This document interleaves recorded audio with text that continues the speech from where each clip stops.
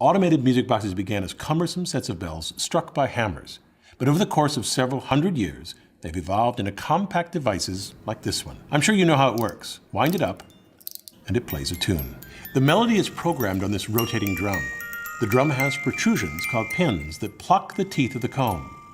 The comb is a piece of steel with 18 teeth. Each tooth is a note. Longer teeth are lower notes, and shorter teeth are higher notes. The comb works like a multi-pronged tuning fork. In this high-speed video, slowed by 250 times, the drum appears not to move, but you can see the teeth vibrate. The shorter tooth is vibrating faster than this longer one. These vibrations produce the sound. The teeth are like this saw blade. When it's longer, it produces a lower note when plucked, and when shorter, it produces a higher note.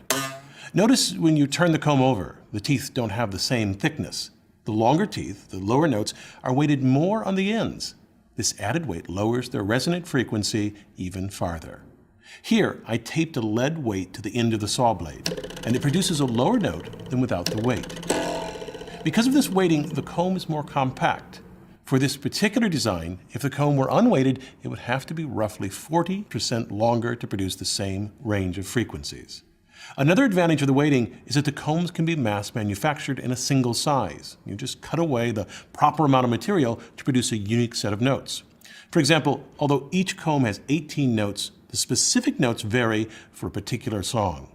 Here's a music box playing London Bridge with a comb specifically designed for this melody.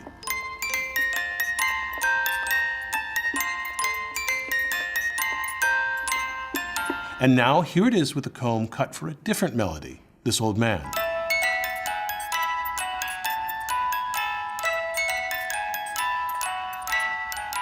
The timing is the same, but the notes are different, and it sounds odd. The difference in weighting is so subtle that these two combs are indistinguishable by eye. Inside the casing of the music box is a clock spring. It's a coiled strip of steel that is 40 centimeters long, unwound. The outer end of the spring has a T-shape which affixes to the casing of the music box and so holds it in place. The inner end of the spring has a slot. This slot hooks into a notch on a metal shaft. This shaft is attached to the winding key. The shaft also has an angled 6-tooth ratchet gear. This gear fits inside this larger plastic gear. On the inside, there are 4 flexible pawls so the axle turns independently from the plastic gear. This happens when the music box is wound. When the spring unwinds, the axle turns in the opposite direction and the 6-tooth gear catches the pawls, which rotates the larger plastic gear with it. This rotation drives the music box. As the spring unwinds, it rotates this bevel gear, which engages a second bevel gear affixed to the drum. But there's a problem with this setup. The spring will unwind quickly and the music will play too fast. This piece, called the governor, solves this problem. It's connected to the drum by a gear train. The gear train is compactly built into the music box.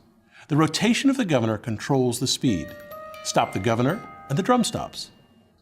The governor uses air resistance to control the release of the energy from the spring.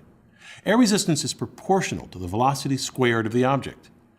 When started from rest, the governor encounters little resistance and speeds up readily, but when it spins rapidly, over 3,000 revolutions per minute, air resistance swiftly increases, which prevents it from moving much faster. This action limits the speed of the governor and limits the rotational speed of the drum. To spin the governor so fast, the music box uses a multiplying gear train. It starts with the bevel gear driven by a spring, which engages a smaller gear on the drum. This multiplies the rotational rate by the ratio of the number of teeth on the larger gear to the number of teeth of the smaller gear, here 2.75 times. The drum is also affixed to a larger gear, which engages another smaller gear, this time multiplying the rotational speed by 5.75 times. The larger gear on this piece engages the smaller end of another spur gear, further multiplying the rate by 6.3 times.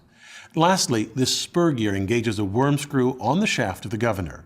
It moves so fast it's blurred. Here, slowed down by a factor of 30, the movement is visible. The gear that engages the worm screw differs from the other gears. It has curled teeth. The shape of these teeth allows it to better engage the screw.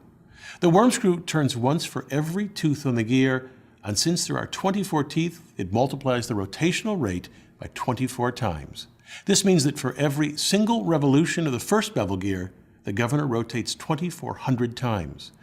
Since the first gear rotates roughly 1.5 times a minute, the governor spins at 3,600 revolutions per minute.